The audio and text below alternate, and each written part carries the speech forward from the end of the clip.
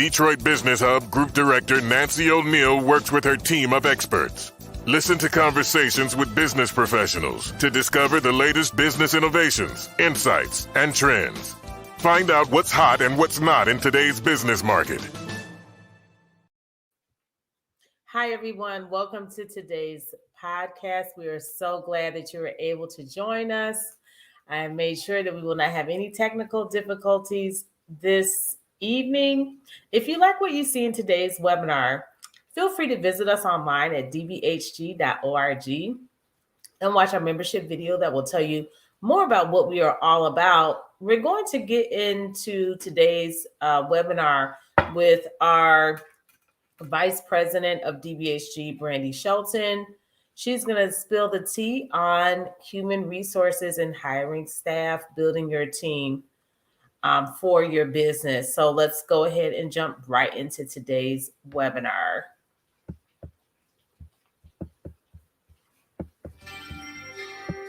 Brandi C. Shelton, also known as B, is the CEO of Utilize Consulting Service and Management Group. Utilize Consulting Service and Management Group is a platform developed to help the dreams of sole proprietors and CEOs by working side by side with them to understand and develop business tactics from a microscopic level. Over the last 10 years, CEO Brandi Shelton has listened to and observed the obstacles that many new business owners have. Welcome to the show, Brandi. We're so happy to have you as a guest with us today. Let's get started by you telling us a little bit about yourself. So my background comes from being in human resources and career services. Okay. Where I guess the pivot of helping people start and operate their businesses kind of started. Okay. So as a career services representative, I was responsible for a group of individuals that didn't have what people considered the right set of skills. Okay. Or professional stamina, for that matter. Be more specific. What does that mean? Like break that down a little bit. They had troubled backgrounds. Some of them had lackluster appeal in regards to how they looked, how they act, how they spoke. Okay. So I spent a lot of time working with them individually and collectively to change the momentum. And then some of them, especially those who did not have the skill set as far as working for someone because of their troubled past, helping them to understand how to operate their own service-based business so that they can still be able to earn income for their families. Okay. So that's kind of where I started. Okay. And then pushing forward in my human resources, I've been a part of HR for, I don't even remember when I started. It's been that long. You started at 5. And human resources is just a component of understanding rules, regulations, laws, and then applying them to, day-to-day activities.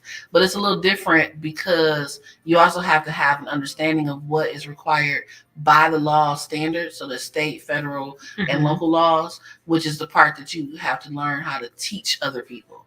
So whether you are a sole proprietor and have to understand how to pay yourself, or you are a multi-billion-dollar corporation and you have to understand what's allowed by the law standards. There's no depiction of you're greater than most or greater than none. You have the same rules apply to you no matter if you make $1 or $1 million or $1 billion. You still have to follow the same rules when it comes to working with people. And that's what human resources really is understanding how to work with people in a positive, productive environment, but also providing them the resources and the ability to grow beyond the position that they currently hold. And that's, to me, what human resources is. And that's why Utilize came about, because that's the most important part of being, owning, and operating a business, is understanding what people need, understanding what people want, and then following the rules and regulations in order for them to achieve it. Okay. Tell me why, when you were in your HR roles, why did you just decide to help these individuals start their own business versus you helping them get a job? Well, it depends on certain circumstances. So some people, based upon a position that they were learning to achieve, so computer programming, electronics, even in the medical field, there are certain companies that, unfortunately, because of certain activities on your criminal record, you cannot work for them. So that may be a dream position, but you don't have the background to help you sustain that role. So you have to find a different method in order to achieve that goal. And that's what we work to do. So when we had people who couldn't get certain licensures based upon state guidelines and things of that nature, we had to find an alternative route for them to be able to still utilize the skills that they went to school for. In addition to the fact of being able to not let them feel like the amount of money they just invested in themselves was from you. Yeah, it's just like insurance. If you have any type of a criminal background, or especially with finances or fraud, then you can't sell insurance. So I understand exactly what and you're if saying. you so like if you go into HVAC and you try to get a state licensure, you unfortunately cannot, depending on the type of crime that is on your background. Right. So you may have the skill set, but you don't have the ability to work in someone's home. But that doesn't stop you from owning and operating a company and having technicians up under your belt who can do the work for you, who do have those backgrounds. That makes so sense. The owner of the company may not be able to do the work, but he can hire people who can.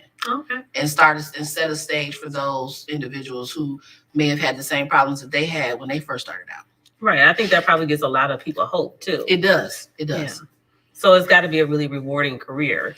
It is. It was. It still is. So I still, even to this day, 10 years later, I still have students who reach out to me and tell me what a difference I've made in their lives. I've been invited to baby showers. I've been a part of people's weddings. Right. You become a part of the family. Yep. Yeah. Based upon the things that you're able to do. And one student who I remember greatly, he was a really troubled person, and no one could deal with him or his attitude except me. And I was the only person that got him to change. And he went from making no money to closely making, at this point, I think he's about $60,000 a year now. That's wonderful. And that's something that he never thought was possible. And all it took was someone to take the time to spend with him and explain to him how to operate his own life and create a difference for himself, and being there when the chips fall. Right. And I think sometimes when people do lose hope, they become very self-destructive and start to act out. So sometimes it just takes one person to say, hey, you can do this. Absolutely. Sometimes that's it. Absolutely. That's great. Tell me, in terms of team building, why it's important for a business owner to hire staff. Well, again, going back to what we just said, people to support other people's initiatives. You as an owner do not always have the skill set or the specialty in order to maintain every customer that comes to your doorstep. Right. So you have a responsibility at that time to seek out other people who can support you in that role, so that you do not have to lose a potential customer. Right. So if you take the time to build a proper team, you basically, as we laugh and joke about it today, but you hire your weakness. If that's not your skill set, if that's not something you do on a regular basis, then you need to bring in someone who has the professional ability to do that. And that person substantially will help you become a better business owner, because now you have a team of people you can go to versus trying to do everything yourself. As they say, jack of all things, master of none. Right. Indeed. Right. When should a new business owner hire staff? When do you recommend? Initially, when you decide to open a business. So I have a stern rule that if you are not a graphic designer, don't take your step into trying to design your own flyers, your own work, your own business cards. If you are not a website person, you should not be designing your own website. There are things that we see that we want to see, but we don't understand the functionality behind the source of what we're trying to accomplish. Right. There are professionals who do. And if you have the right professional in your corner on a consistent basis, you have a better opportunity of getting the right price with the right service, versus you taking time from yourself and trying to implement this particular service provision that you have no education in. Right. Like, even to create a website, if you are the CEO of your company and you're designing your website and it takes you 8 weeks, where it could take a professional who does websites all day long a week. What did you lose in that 8-week period? A lot of productivity. Not to mention, you lost the opportunity of being able to go out and get some new leads. Exactly. You lost the opportunity of getting new customers. Right. You lost the opportunity of doing business consulting, because you spent, give or take, without proper education, you would spend a minimum of 8 hours over an 8-week period. So you spent 60 plus hours designing a website that still wasn't good enough for you. Right. Yeah, and I think when you talk about hiring someone, not in just a traditional sense, but in terms of outsourcing. So you just pay a flat rate, they do the work, you get it done, you can move on and do what you do best, which is you selling your business, something that you're already really passionate about. Because if you're not that passionate about websites, it might take you even longer. Correct. Because you're just not really interested in it anyway. Correct. And the other thing about it is a team is a team. It doesn't matter if they're contract or a regular W-2. Right. A team is a team. And as long as they support you in the initiative that you're trying to obtain, that still is your team. Okay. So I think there's a misconception because no matter whatever you do, even from an HR perspective, that is still your team. So you still have rules, you still have regulations, you still have things that you need to do for that team member to be successful in their role. Okay. But again, that is your team. Exactly. Great. That's I think that is a common misconception that people, when they hear team or HR, they think full-time W-2 employee, and you're not necessarily saying that. You're just saying be efficient. Don't try to do everything yourself. Yeah. So why should I use a professional to help me hire staff, or do you recommend that? I believe it's the best of both worlds. So you should have a professional. If you've never written a job description before, then you would hire a professional to help you at least carve out what your expectations are, so that it can meet the needs of what's on the web. So a professional job description writer or technical writers, what we normally call them, they are skilled in being able to implement keywords and searches so that when people do look for your information or look for a position based upon some of the skills that you require, it can be found easily. If you don't have that skill set, again, going back to something you have to learn, then it becomes a challenge to you as a whole. Additionally, it also helps to have someone who has a non-biased eye. So someone who will help you search and seize through the plethora of resumes or applications that you potentially could receive for your role and help you pick out the right candidates.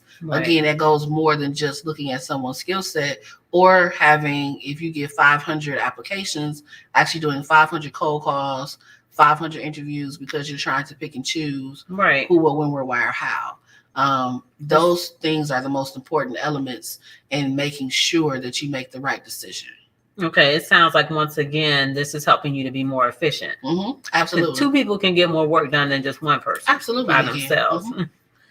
Okay. Other than staff, what other members should I add to my team?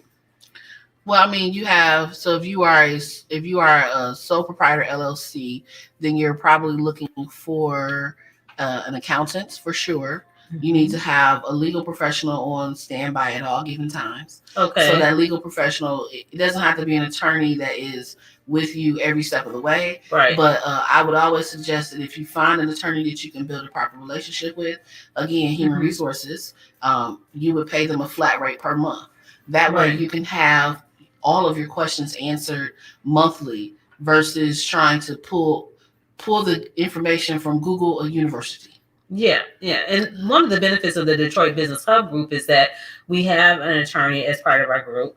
And these hub group members would have access to that attorney that they would not otherwise have without having to pay a retainer or without having to pay, hundreds of dollars per hour to use this attorney's expertise. So really, when people look at how much the annual fee is, they're like, oh, I don't know if I can afford that. But I tell people, you really can't afford not to do something like this because it's giving you liability coverage that you otherwise might not have, because you really just don't know what type of legal problems you could run into when you're starting a business. You are absolutely correct. You are absolutely correct. I had a conversation with people just yesterday about the same thing and the misconception about what it takes to own and operate a business with brick and mortar. Right. And it was a total misconception. And because I am the oldest of the group, I'm also the most experienced. Right. It was very shocking to hear the misconceptions of how you operate a brick and mortar. Okay. That I definitely went into full gear from last night to this morning trying to correct the issue. So give me some examples. Like, what's one common misconception about owning a brick and mortar? So one misconception is that so we can take Airbnb, for example. Just because Airbnb has its own level of insurance, doesn't mean that you can't have your own. Okay. Misconception is Airbnb has insurance. Airbnb collects all my money. I don't have to worry about getting another insurance policy. That is absolute false. because Airbnb doesn't cover you when someone is not in your space. It only covers you up to a certain amount of people. If you do not have the full disclosure of the insurance policy, you could definitely be in a much more graver state. Without having a secondary level of coverage. Not to mention the fact that Airbnb may not be a true insurance provider, which places you at a higher risk of if something does happen to your property. What do you do next? Because the repair situation with them could take 30 to 90 days, whereas with your own insurance company, it could take 3 to 5 days, depending on who you have. Right. So going back to like not having enough information or misinformation is you need those experts in your corner who can help you, navigate with the water. Navigate and also help you know those things to look out for. So that how to avoid pitfalls, for instance. Absolutely. So it might cost you a little bit in the beginning, but it's worth it. Like my grandmother used to say, an ounce of prevention is worth a pound of cure. Absolutely. So it's worth, you making sure you have the proper coverages in place so that you can avoid, disaster and calamity later. Absolutely. Yeah. So let's talk about taxes a little bit. What taxes do I pay when I hire staff? So you're looking at your Social Security taxes, you're looking at your FICA. So respectively, you would say about 10% of a person's wage will go into your tax liability coverage. I prefer to use companies like Paychex. ADP is a little bit expensive, so if you're not moving that type of revenue, I would suggest that Paychex actually is an entrepreneurial-based company. So they focus on the small business owner, and they have a lot of programs that help people with 1 to 3 staff members to all the way up to 100 plus. And they have really, really great customer service. So that's definitely one company, and they deliver their checks. Hello. That's convenient. Yeah, absolutely. So Paychex is one that I use quite often. I suggest people to, but now we have third-party softwares like Square just got into also doing payroll taxes and things of that nature. So, FICA, your Social Security taxes, you also have your state and city taxes that have to come out of each person's paycheck. That's based upon where your business is located. So like one of my businesses is located in Oakland County, so we don't have city taxes coming out. But like City of Detroit would have city taxes. Correct. City of Detroit, City of Hamtramck also has it. I don't remember if Pontiac does. So every city has its own level. But state taxes, federal taxes, then your unemployment insurance comes out of there as well. So it's a lot of variables. There's up to 10 deductions that occur prior to someone receiving their final paycheck. Which subsequently can equal up to about close to 10% of what somebody would take away. Yeah, so you're talking about gross versus net. Yep, absolutely. Yeah, in my case, like with having no dependents, it's usually a lot more than 10%. Indeed it is. Most in today's economy, most average people are about 2 deductions. Because even if you are single, you probably do qualify for 1 more deduction. Some people qualify for 3, even though they are single. It just kind of also depends on what their other responsibilities are within their home. So those are things that once you look at your W-2 form, then you would identify what qualifying tax liabilities you have, and that's what dictates what the total amounts will be taken away. But if you do the basic math, I always tell people do finances backwards. When you get your first paycheck, it probably is going to be about between 10 and 12% deducted from your actual pay. And then when talking about payroll as well, do these companies actually pay the taxes for you? Because they do, absolutely. Absolutely. So they create a program for you. You input your payroll allotments, meaning the hours that your employees work, if you are doing W-2 employees. And then they actually will process the payroll for you and will cut the check and or direct deposit debit card. But they're not actually paying the taxes. You're still responsible for paying. No, they take the deduction out and they send it to the people. That's what I said. Depending on the program that you select. Some people select that program. Some people don't. I always help, again, going back to efficiency. Absolutely. If they allow you to do it. I think you should. Absolutely. That keeps you out of trouble and keeps you clean from not having and all they have to do is send you a report. Yeah, exactly. Yeah. So with hourly employees, do you have that same opportunity, or is hourly and W-2 Hourly and Consider W-2 are the same. So, yeah. So if your payroll schedule is dictated by you as the owner of the company, so you can pay them weekly, bi-weekly, bi-monthly, or monthly.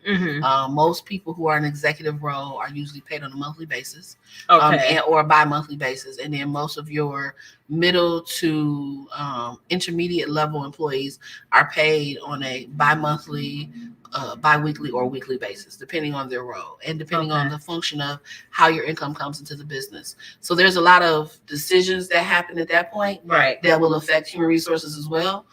So that's something that you have to define before you even contact the payroll company, because those are questions they're going to ask you. right. You know, how do you pay your staff? Who's paid what? You have to define that. Go back to your job description. Your job description should identify what someone's value is and for how the they're role, going to be paid, right, and for the role that they're going to represent within your company. Okay. Once you determine that, then that information also goes to your paychecks company or your payroll company, so that they can be able to, you know, ensure that what you assume to be is absolutely correct across the United States. So you have to look at your city first. I always tell people to take 3 looks.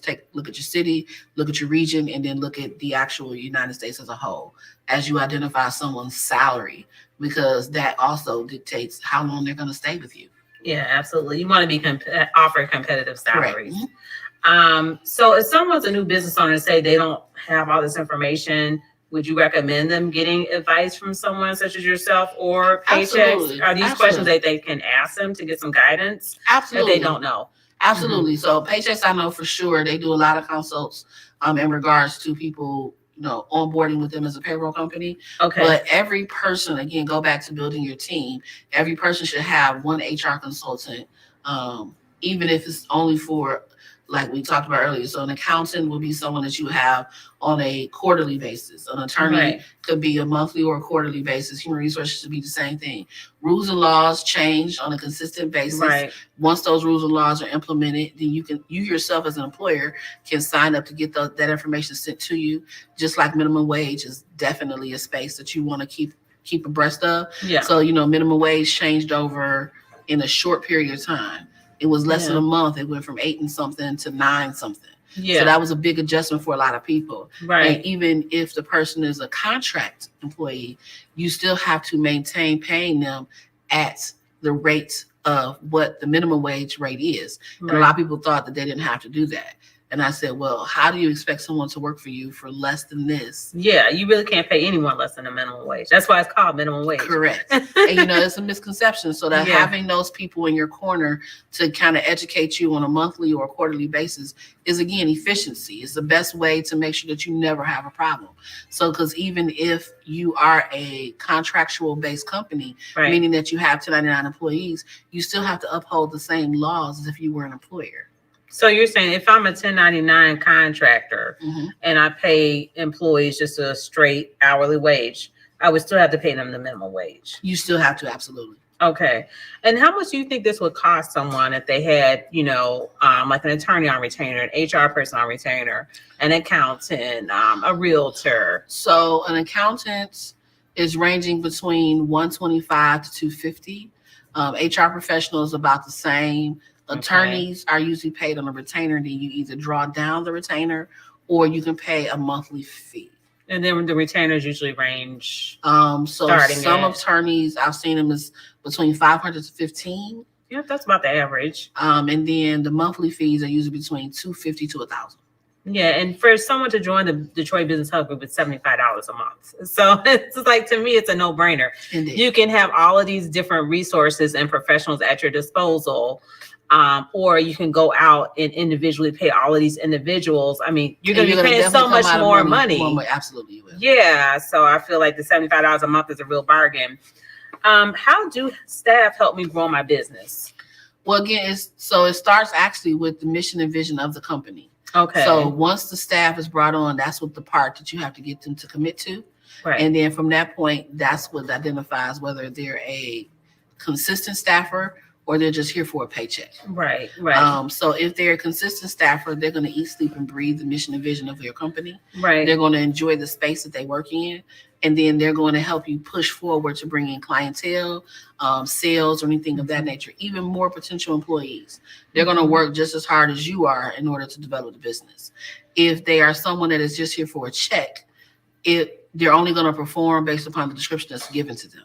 Right. They're not going to do anything more. They're not going to do anything. I'm not going to say not do anything less, but they're not going to do anything more to grow the business, Right. to ensure longevity. Someone who is committed to the mission and vision will always work to ensure that longevity is there because they're looking to stay on beyond the terms of your general agreement. Okay.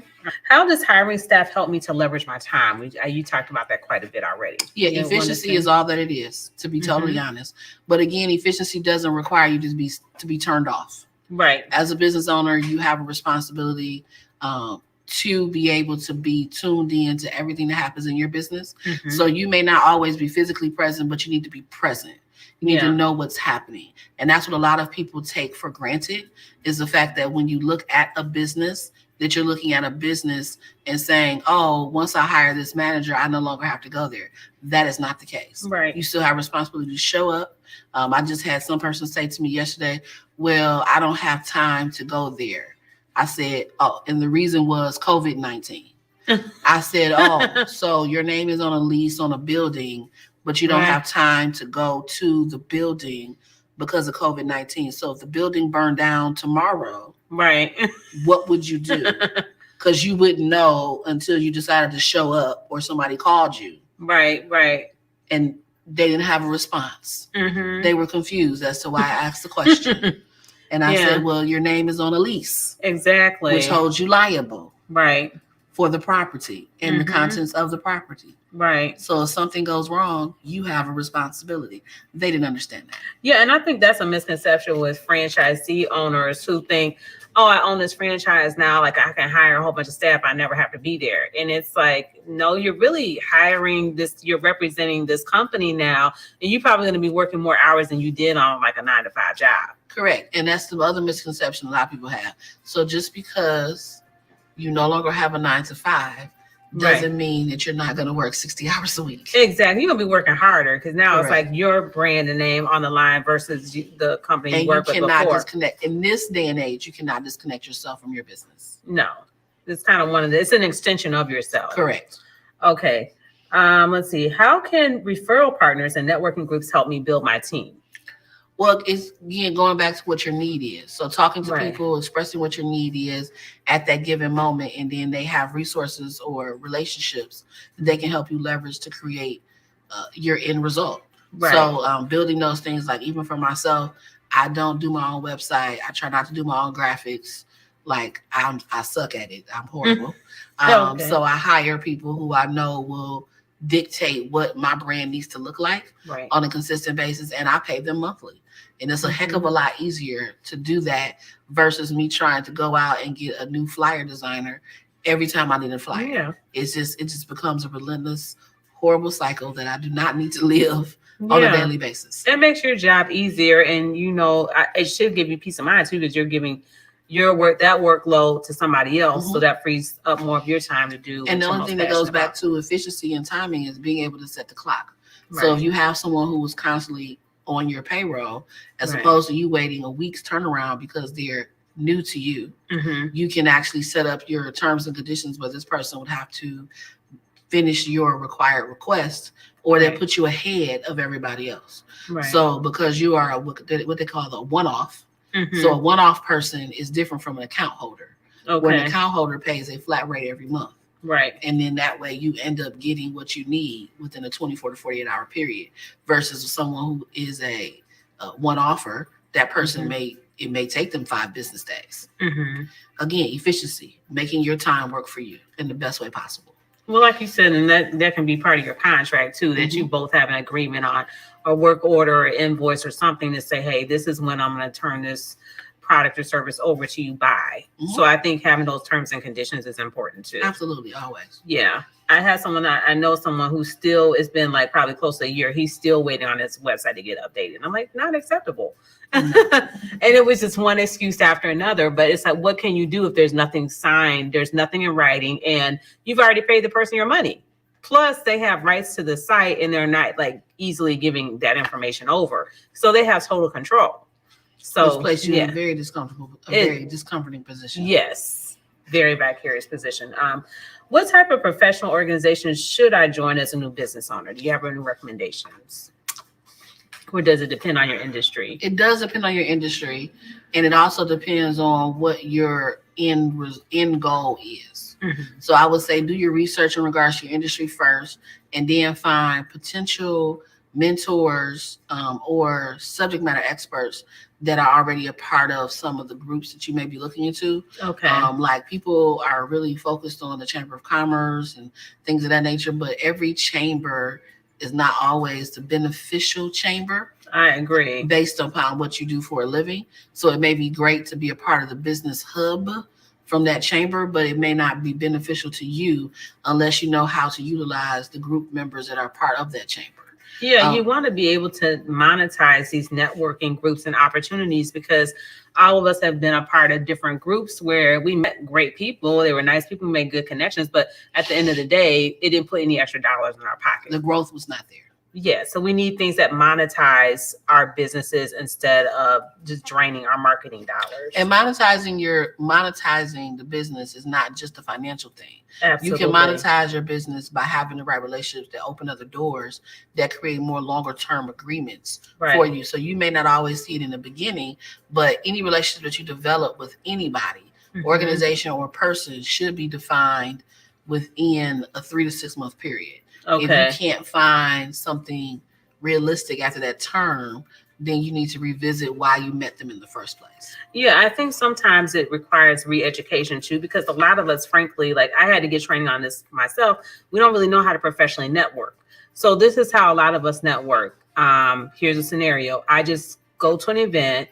I'm kind of a wallflower. I'm a little shy. I force myself to pass out 10 or 20 business cards. I might get the other business owner's card. I might not. Then I'll walk away. That's the end of the event. I never hear from any of these people. They never follow up with me.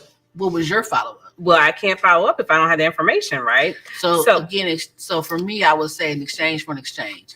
If Absolutely. I give you a card, then you have to give me a card. Right. But at the same time, I would use that opportunity also to schedule a coffee. Schedule a 15-minute phone conversation. Right.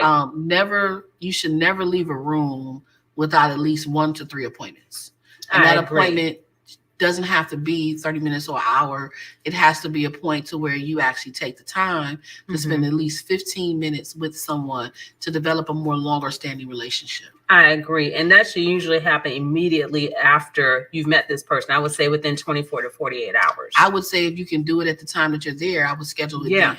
Yeah, because you've got that person's captive attention. Correct. That's really the best opportunity. Just take your phone out, look at each of you, look at your calendars, and put something on each other's schedules. And that's one thing that Tammy Turner taught me, because a lot of us really need help. And isn't she great? We need help in this area because we don't. Some of us did not know how to traditionally network, and it's not something that you're always trained on what to do. Even I've been in a couple of different training programs for real estate and insurance, and there was never any class or workshop or anything like that on networking. So I had to find out from reading books and meeting people like Tammy. You know, I found out from some of these outside organizations, but even some chambers that I joined, they never had any classes or workshops about that.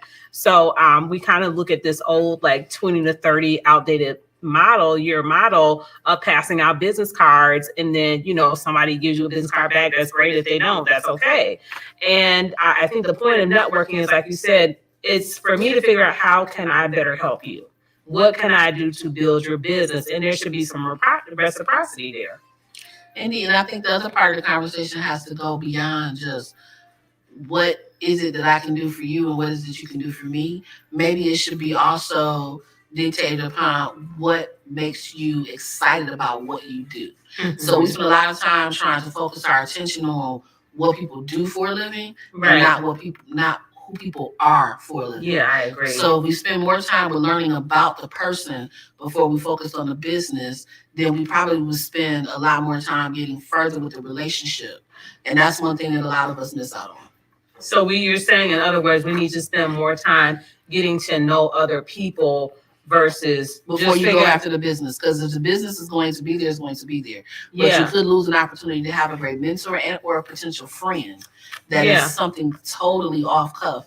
But it happens to be one of the best ways to develop the most promising relationships, because that person may be the 6th degree of separation that you really need to get to the person you want. Gotcha. So in other words, you're saying you need to be able to build authentic relationships with other people. It can't be fake or phony. You can't go in saying, hey, I've got to close this deal today. It might not happen today. It might happen 1 to 3 months down the road. But like you're saying, within 3 to 6 months, you think there should be some type of fruition from meeting that person. And everything has to be proactive, not reactive. Right. So when you're building a business, and again, going back to the HR module, if you are working on or focused on being reactive in the state of what we are right now, you will never, ever, ever see the fruits of your labor in the future.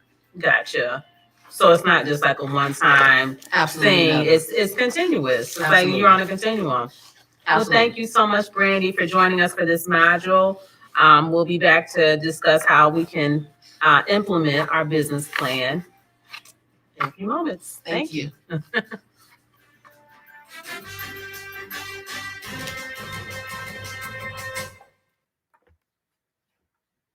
Okay, well, that is the end of our webinar. Of course, that webinar is part of our DBHG certification course.